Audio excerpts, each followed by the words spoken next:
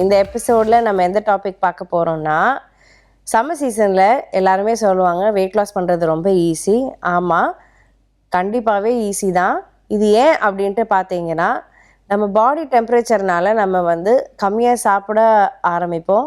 So அதுக்கேற்ற மாதிரி summer சீசனில் நிறைய தண்ணி, நிறைய ஃப்ளூயிட் சாப்பிடுவோம். அதுக்கேற்ற மாதிரியே பேலன்ஸ் ஆகிடும்.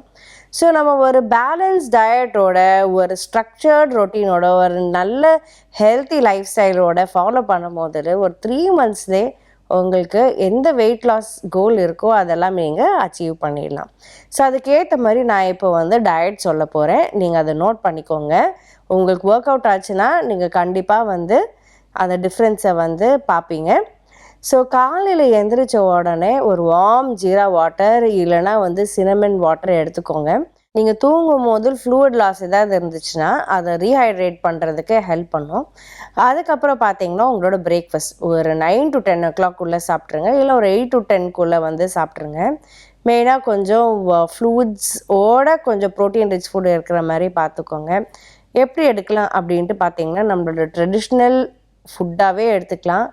ராகி கஞ்சி மாதிரி நம்ம எடுத்துக்கலாம், ரைஸ் கஞ்சி மாதிரி நம்ம எடுத்துக்கலாம். அது கூடயே கொஞ்சம் கட் பண்ணி வச்சுருக்க மாங்காவோ இல்லைனா வெள்ளரிக்காவோ நீங்கள் எடுத்துக்கலாம். அண்ட் 1 or 2 eggs இல்லைனா ஒரு 50 grams அளவுக்கு பன்னீர் எடுத்துக்கலாம். ஸோ இந்த மாதிரி எடுக்கும் போது உங்களுக்கு நல்லா பேலன்ஸ் ஆகிடும். அண்ட் நடுவில் இளநீ தண்ணி, ஃப்ரூட் ஜூஸஸ், தென் லெமன் டீ அந்த மாதிரி நீங்கள் குடிக்கும் போதில் உங்களுக்கு இன்னும் எலக்ட்ரைட்ஸோட ரீஹைட்ரேட் ஆகும் உடம்பு. தென் ஒரு 12 to 1 o'clock உங்களோட லஞ்ச் சாப்பிட்டுக்கோங்க. லஞ்ச் நம்ம ரெகுலர் சாப்பாடே சவுத் இண்டியன் மீல் சாப்பிட்லாம், ஆனால் கொஞ்சம் சேஞ்ச் பண்ணி சாப்பிடுங்க.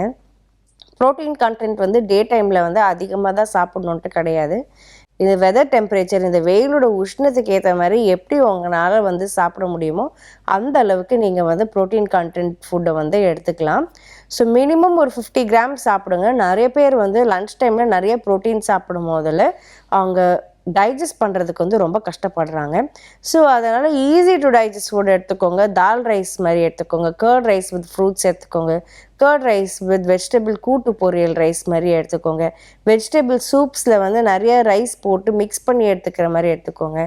ஸோ இந்த மாதிரி ஈஸி டு டைஜஸ்ட் ஃபுட் எடுக்கும் போதெல்லாம் உங்களுக்கு டே டைமில் நல்லாவே டைஜஸ்ட் ஆகும். அண்ட் லேட்டர் இந்த ஈவினிங் ஒரு 4-5 o'clock சன்செட் ஆன பிறகு நீங்கள் நான்வெஜ் ஃபுட் எடுக்கும் போதில் உங்களுக்கு ரொம்ப ஈஸியாக இருக்கும் டைஜஸ்ட் பண்ணுறதுக்கு. ஸோ ஒரு 4-5 o'clock உங்களோட ஸ்நாக் டைம் வரும். ஸோ அந்த டைமில் முளைக்கட்டின பயிறு இல்லைனா டொமேட்டோ சூப் மாதிரி நீங்கள் எடுத்துக்கலாம், வெஜிடபிள் சூப் எடுக்கலாம், டொமேட்டோ ஜூஸஸ் எடுத்துக்கலாம், மின்ட் கொரியாண்டர் ஜூஸ் எடுக்கலாம். ஸோ எந்த அளவுக்கு உடம்பை ஹைட்ரேட் பண்ண முடியுமோ அந்த அளவுக்கு ஃப்ளூயிட்ஸும் நீங்கள் சேர்த்துக்கலாம். போன் சூப் மாதிரி கூட நீங்கள் எடுத்துக்கலாம். வெஜிடபிள் சூப்ஸ் கூட நீங்கள் ரெகுலராக நாள் முழுக்க இன்க்ளூட் பண்ணுற மாதிரியும் நீங்கள் பார்த்துக்கலாம். அப்புறம் டின்னர் டைம். ஸோ டின்னர் டைமில் யூஸ்வலாக நம்மளுக்கு கொஞ்சம் நான்வெஜ் ஃபுட் எல்லாமே ஆயிலி ஃபுட் எல்லாமே டைஜஸ்ட் பண்ணுறதுக்கு ஈஸியாகவும் இருக்கும். பட் குவான்டிட்டியை கம்மி பண்ணிக்கோங்க அண்ட் ஆயிலும் கம்மி பண்ணிக்கோங்க. சம்மர் டைமில் மெயினாக இந்த ஆயிலி ஃபுட்ஸ், இந்த ஃப்ரைட் ஃபுட்ஸ் எல்லாம் டைஜஸ்ட் ஆகிறதுக்கு ரொம்ப கஷ்டமாகவே இருக்கும். ஸோ உங்களுக்கு எந்த அளவுக்கு அதை வித்ஸ்டாண்ட் பண்ண முடியுமோ அந்த அளவுக்கு நீங்கள் குவான்டிட்டி எடுத்துக்கலாம். So minimum 50 grams of chicken ஃபிஷ்ஷோட ஸ்டார்ட் பண்ணி ஒரு 150 grams அளவுக்கு உங்களோட பாடி எப்படி அடாப்ட் ஆகுதோ அதுக்கேற்ற மாதிரி எடுத்துக்கலாம். ரைஸ் ஐட்டமும் பார்த்தீங்கன்னா நம்ம ரெகுலர் ட்ரெடிஷ்னல் ரைஸாகவே நீங்கள் எடுத்துக்கலாம். ரெட் ரைஸ், ப்ரௌன் ரைஸ் அதெல்லாம் சேர்த்துக்கலாம். சப்பாத்தியும் ரெகுலராகவே ரொம்ப ஹீட்டியாக இருக்கிறனால நம்ம சவுத் இண்டியன்ஸ்க்கு ஸோ உங்களுக்கு எப்படி அடாப்ட் ஆகுதோ அதுக்கு ஏற்ற மாதிரி நீங்கள் செட் பண்ணி எடுத்துக்கலாம். வாரத்தில் ஒரு நாள் கூட நீங்கள் எடுத்துக்கலாம். இஃப் இன்கேஸ் உங்களுக்கு சப்பாத்தி ரெகுலராக சூட் ஆகலைன்னா நீங்கள் அந்த மாதிரி மாற்றிக்கலாம். ஸோ ரைஸ் பேஸ்டாகவே திருப்பி நீங்கள் டின்னருக்கு ரிப்பீட் பண்ணிங்கனாலும் ஓகே. ராகி தோசை, கம்பு தோசை, அடை, கேழ்வரகு கூழ் இந்த மாதிரி நீங்கள் மிக்ஸ் பண்ணி எடுக்கும் போதில் உங்களுக்கு கொஞ்சம் பேலன்ஸ்டாகவும் இருக்கும். மேக் ஷுர் 1 கப் இல்லை 2 கப் அளவுக்கு கூட்டு பொரியல் எல்லா மீல்ஸ்லையுமே இருக்கிற மாதிரி பார்த்துக்கோங்க. பாடி டெம்பரேச்சரையும் மெயின்டைன் பண்ணும். அண்ட் பெட் டைம் பசிச்சதுன்னா ஒரு ப்ரோட்டீன் ட்ரிங்க் எடுத்துக்கோங்க. இல்லைனா பாலில் கொஞ்சம் டர்மரிக் பவுடர் போட்டு நீங்கள் எடுத்துக்கலாம். ஸோ இந்த அளவுக்கு நீங்கள் கொஞ்சம் பேலன்ஸ்டாக ஈஸி டு டைஜஸ்ட் ஃபுட் எடுக்கும் போதில் with regular work outs morning 3 minutes பண்ணிக்கோங்க, இல்லை ஈவினிங் 30 minutes பண்ணுங்க. ஆனால் ரெகுலராக நீங்கள் பண்ணும் போதில் உங்களோட வெயிட் லாஸும் சஸ்டெயினபிளாகவும் இருக்கும். டெய்லியும் நீங்கள் வெயிட் லூஸ் பண்ணுறத ஆட்டோமேட்டிக்காகவே உங்களோட இன்ச் லாஸ்லேயே உங்கள் ட்ரெஸ் லூஸ் ஆகும். அந்த இன்ச் லாஸ்லேயே நீங்கள் பார்ப்பீங்க, ப்ளஸ் வேயிங் ஸ்கேலையும் நீங்கள் வந்து பார்ப்பீங்க.